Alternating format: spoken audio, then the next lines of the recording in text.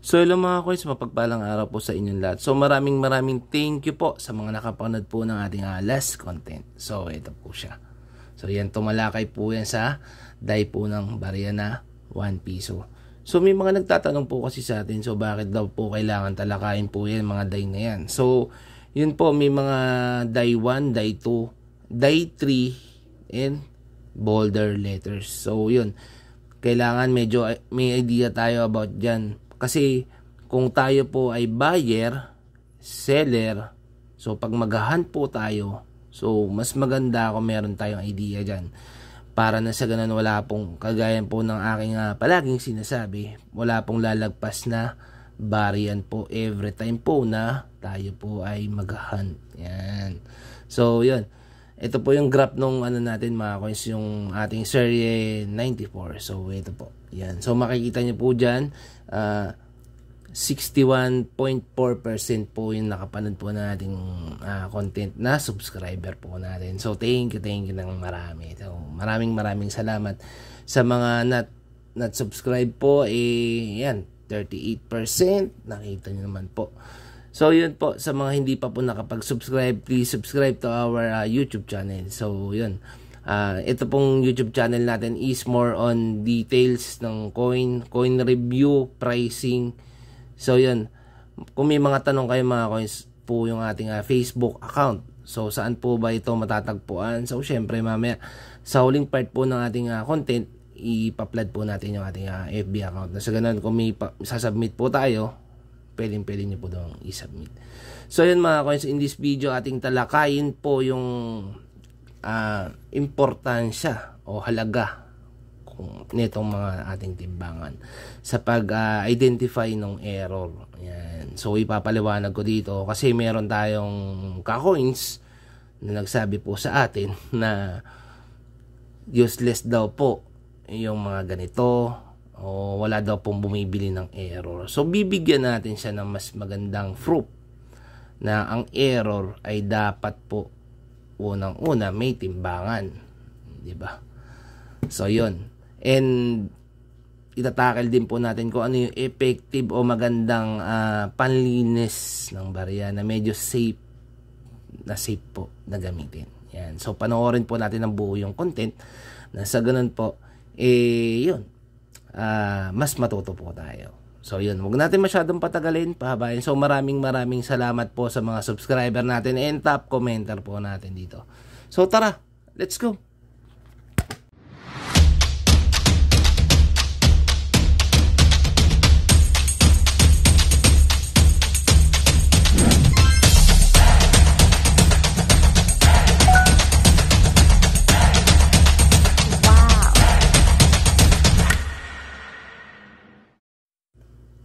So yun mga coins, mapagpalang araw po ulit sa ating lahat. So maraming thank you mga coins sa mga nakapanood po ng ating mga content na. Maraming salamat po.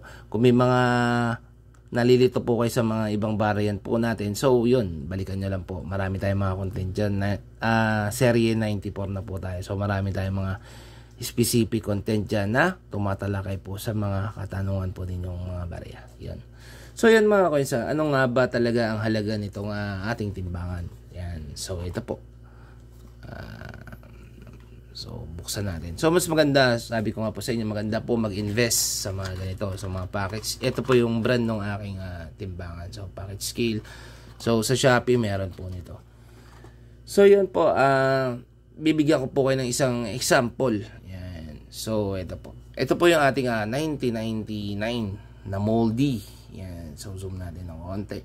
So kung makikita nyo mga coins is medyo mag-aalangan kayo kung ito ba ay 1999 na orig or gawa-gawa lang po, yung sinasabi nilang fake. So ito po ay okay, original para sa akin.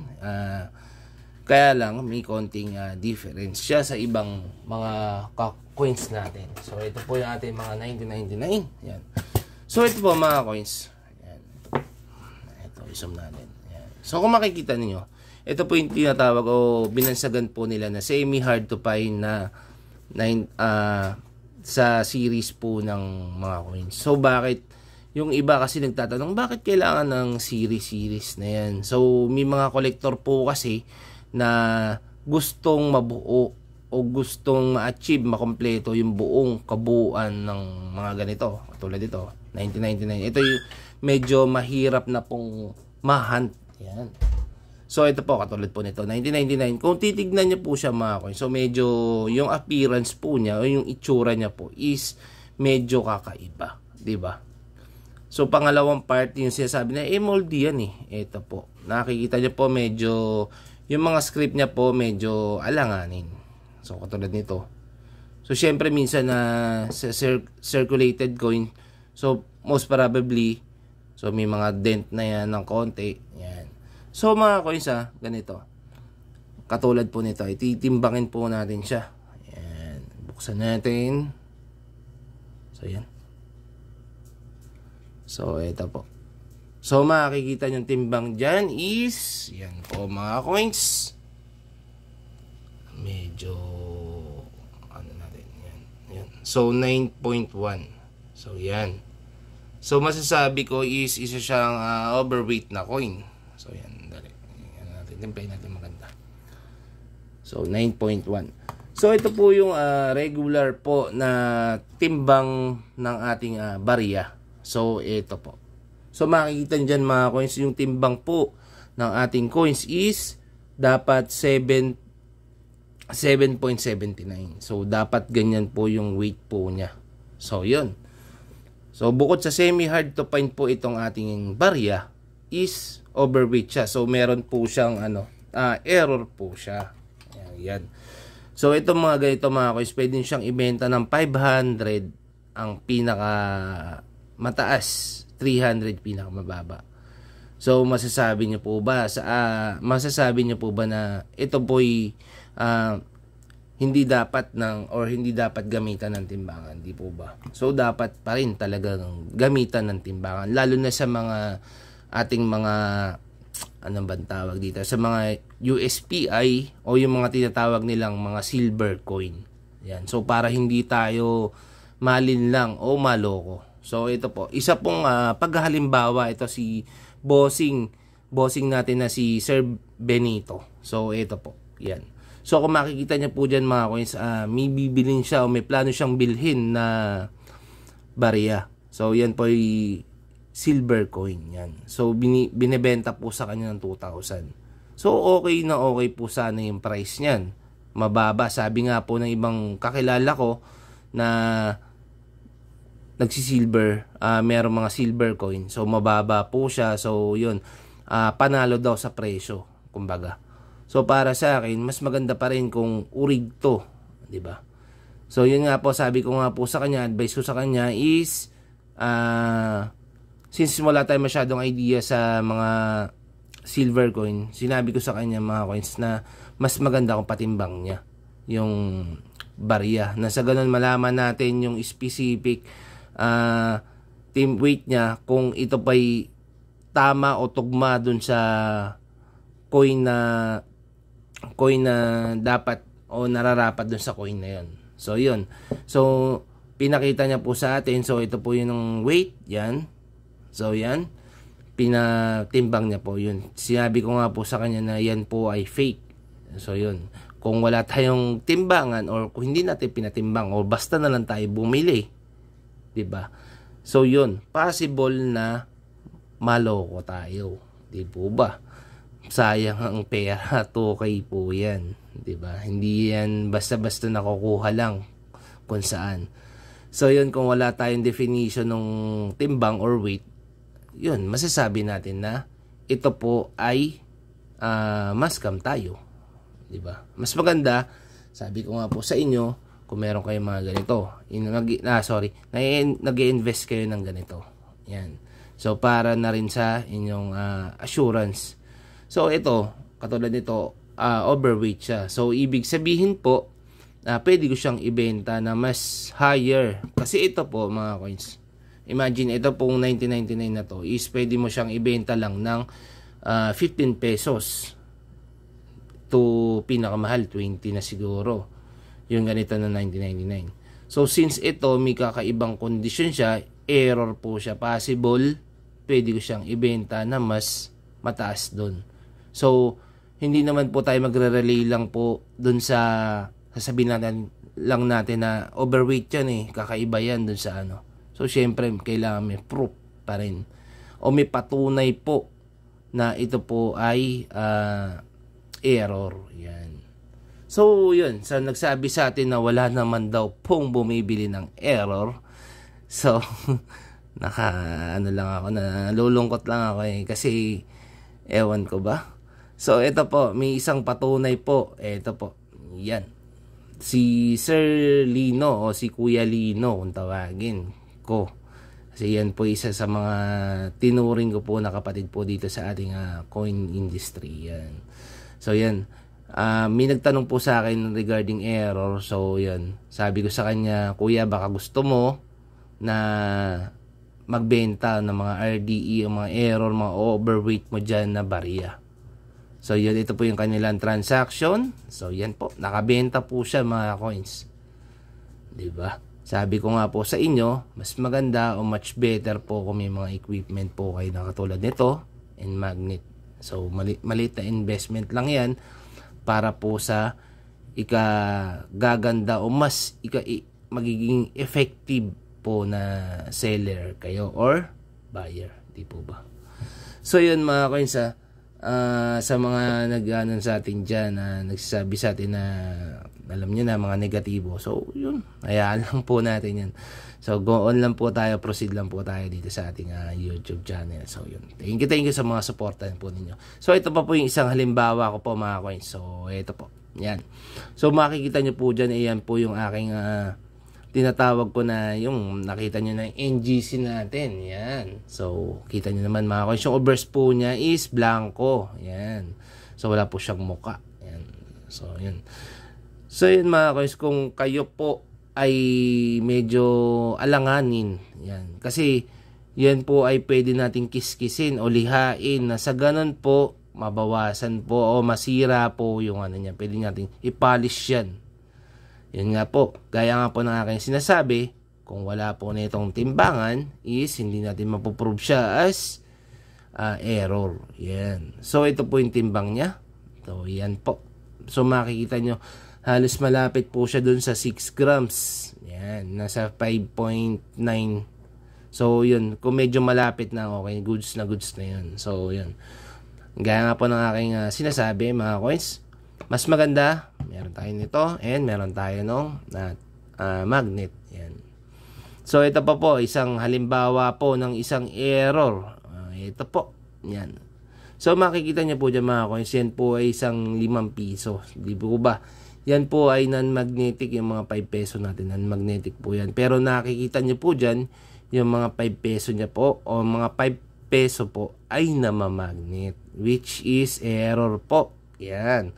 So, may mga specific value po yan. Depende po, eto po, ulitin ko po, depende po sa inyong pagbebentahan. So, wag po tayo magmadali. Unang-una, huwag po tayo magmadali na ibenta yung mga barya natin. Hanapan natin ng specific buyer. So, kung meron kayong mga error dyan na magagandang error, PM nyo po ako mga coins. Kung paano natin itatransact yan, i-PM nyo po ako. Sa huling part po ng ating content, magbibigay o ibibigay ko po dyan yung aking FB account. Yan. So, yun po. Stay tuned lang po mga coins. And, yun po. Next part po natin is kung ano po ang effective o magandang gawin na maaring gamitin na panglinis. Yan. So, may share po sa atin yung ating bossing na si Sir Coin Scanner. So, ito po yung kanyang YouTube account. So, ito po. Yan. Kung gusto niyo pong makapanood ng mga mas malalalim pa po na content, yan, about variant o varieties, yan, puntahan niyo po yung kanyang YouTube channel. So, mas marami po siyang tinuturo dyan mga coins na mas lalalim po yung ating kaalaman. Yan. So, yan mga coins ito po yung kanyang product na inaalok niya sa atin. So, ito po. Yan. So, yan, mabibili po yan sa Shopee. So, yan. Makikita nyo po dyan. Medyo pricing nga lang ng konti. but then magagamit nyo naman po yan in a long run, di po ba? So kung may mga barya kayo na mas gusto pang i-polish o mas pagandahin na hindi po madadamage yung mga barya, so yun, mas maganda mag-invest din tayo sa mga ganyan. So ito po mga coins, example video niya po na ibinigay po sa atin na paghahalimbawa po ng product na ipinapakita niya po. So ito po. Yan bro, UNC. Ito yung pinalilinis ko. UNC, so kaso patitingkarin lang natin yung kintab niya. Ayan. Ito, para lang din siyang tubig. Pwede siyang hawakan. Hindi siya parang acid na masakit sa sa kamay. Ayan. Yung kanila manilaw-nilaw siya. Papupusyawin lang natin siya. Ayan. Ayan, nahawakan ko siya. Tapos konting tubig. Ayan, buksan natin yung tubig lang. So, running water. Wala kang ilalagay na iba. Ayan bro. Ayan. So kanina dilaw siya. Ngayon sobrang kilang niya na. Ayan. So ayan yung panlinis ko. Para siyang zest, kaso galing din siya sa ibang bansa. Inuunti-unti ko lang. Ayan. Ulitin ko, parang tubig lang yan bro. Ayan. Ayan. Hindi siya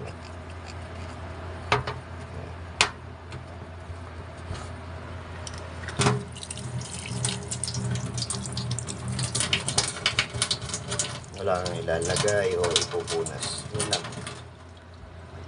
Ayan. So, mas maganda kapag napunas. Nasa natin. Wait lang. Ayan. Napanood niyo po yung part na ang ganda po ng coin, di po ba? So, nakita niyo po dyan, bukod sa maganda na yung coin, mas lalo pa siyang gumanda. Diba? May instruction din po kung paano niya ginawa o paano niya isinagawa yung pagpapolish ng coin. So, medyo pricey nga lang po. Medyo madugo yung presyo. But then, kung meron kayong budget, mas okay, much better. Kung mas gumanda pa o mawala yung mga sinasabi nilang sa circulation na nagmula. Yung mga ganong mga dumi ng barya. So, yun sabi, may nagtatanong kasi sa atin mga coins kung bakit kailangan ng series. So ito po series, ito po papakita ko po sa isang pagbabahagi po ito. So ito po yung aking normal, kung kukumpleto po kayo mga coins ng mga variant. So ito po normal, ito po yung normal nyo po, yan. So makikita nyo po, yan po yung variant ng 5 peso. So may mga kulang pa tayo, yung 2006 na dalawa. Kasi actually dalawa po kasi yung aking 2006 na kinuha. So medyo yun, ito po. Tapos ito po yung ating series. Yan. So medyo weird yung series yan. May content po tayo dyan mga koy. So balikan nyo lang po. So dalawa po yan. Isa, dalawa. So makikita nyo dyan mga koy. So solid. Mga ganda po lahat dyan. So di tayo naglagay ng swangit dyan. Nakita nyo may natin 2005. Maganda. So ito po yung ating series. Yan, dalawang series. Tapos ito po yung mga variant lang po. Yan. So ito po, medyo naubos na to. Nawala na. Na-dispose ko na po kasi. So yan mga coins kung may mga katanungan kayo, wag po tayo mahiya. I-ano nyo lang po, i-message nyo lang po ako sa aking FB account. So ito po yung aking FB account. So ito po, yan. So yan, message nyo po ako dyan mga coins. And please, paki-screenshot lang po yung comment. Nasa ganun po, mas makilala ko po kayo. Kasi mas marami po kasi user lang po yung lumalabas. So, mas marami na nag-chat lang sa atin ng sir, boss. Tapos biglang magpapasa ng barya. So mas maganda, much better kung kayo po ay ni-screenshot nyo po yung inyong comment and pasa nyo po sa akin yung coin. Yan. So yun mga coins, thank you sa suporta po ninyo. So mga na umabot sa part na to, may papatrivia tayo. Yan. So ito po. So ito po yung ating barya. Yan. So liwanagan po natin ng konti para mas maganda yan. So para mas makita natin kung natututunan ba tayo. So anong coin po ba ito? Yan. 2013. So ano po kayang coin to? Anong variant po kaya ito? So yan. Sa mga makakasagot mga coins, shoutout natin yan sa first part nung next content po natin. So anong barya ba tong aking pinakita sa video to? Yan. So ito po. Makikita niyo po dyan. 2013, anong variant po ba yan? Pakisagot po sa comment section mga coins. Paki-comment po kung anong barya ang aking pinakita sa part na to. So yun. Tapos ang makakasagot, syempre, isa-shoutout natin yan. Kahit isang tao lang, shoutout natin yan. So ibig sabihin, umabot din po siya sa part na to. So yun. Thank you mga coins sa mga sumusuporta po sa atin, sa mga haters natin. Bahala kayo dyan. Basta itong content na to, alam nyo naman po yan, para sa inyo to. So nagre-relay lang po ako, hindi po tayo more on pricing na hindi naman totoo. So ayoko po ng magpe-presyo ko tapos pagdating nyo po sa coin group is mapapaya kayo. Ayoko ng ganun. So mas maganda totoo tayo sa mga ginagawa natin and din sa mga content natin syempre. So yung mga content natin, kung mapapansin nyo, medyo paulit-ulit yung iba kasi po marami pong hindi nakakaget. So yun, kahit bumalik-balik ako mga coins, hindi ako naghahabol sa views sa sinasabi ng iba, bumabol tayo sa views. So wala po, X po yun. Nagre-relay po tayo sa mga pinapasa nyo po sa akin na barya. So kung ano yung mga pinapasa nyo, yun yung ginagawan ko ng content para at least hindi lang sa chat ko may ano sa inyo na nakaano ko sa learnings nyo is hanggang dito sa content na to. So ito po yung mga nag-comment po sa ating last content. So ito po. So maraming salamat po mga koy sa patuloy na pagko-comment po natin sa ating mga content. So thank you ng marami. Malaking tulong po yung mga comment po ninyo sa ikauunlad o ikagrow po ng ating YouTube channel. So maraming salamat po sa 3K subscriber. Siyempre 3K na tayo mga kas, dati naghahangad lang tayo ng 1K. So yun, 3K goods na ako doon. Kahit nga 1K lang okay na ako doon. As long as may nakakapanood, may natututo or may nagbuboost. So yun, good luck din sa mga coins natin na naging seller na, katulad po ni bossing natin dyan, si Sir Oriel. Yan, seller na yan. Oh. So good luck bossing sa journey mo bilang isang seller and syempre collector. So yun, pasensya na rin, hindi ko pa napapadala yung coins. Medyo busy, alam nyo naman po yan. May trabaho ako, at the same time sinisingit ko lang din po kasi to. So thank you sa mga hindi ko nare-replyan sa mga pinapasa nilang barya. So yun, pakisunod lang po yung instruction para ma-replyan ko po kayo. So maraming salamat mga coins. Kita-kits po tayo sa mga susunod na content. So thank you ng marami. Bye bye, paalam.